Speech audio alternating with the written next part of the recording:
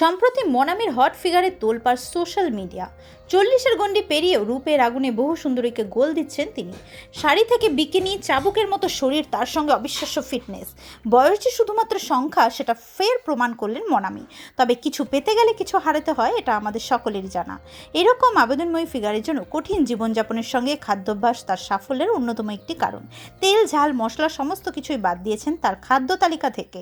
সমস্ত কিছু সেদ্ধ ও স্যুপ ছাড়া তিনি কিছু খান না। দীর্ঘদিন ধরে প্রেম করছেন এমনই শোনা যাচ্ছে। তবে বিয়ের বিষয়ে এখনও কোনো আপডেট নেই। নীল বিকিনির পরে এবার লাল কুরুশের পোশাকে পুলের জলে পা ডুবিয়ে বসে রীতিমতো ঝড় তুলেছেন সোশ্যাল মিডিয়ায়। নো মেকআপ লুকে শুধুমাত্র লিপস্টিকের আদাতে বহু পুরুষের রাতের ঘুম কেড়ে নিয়েছেন তিনি।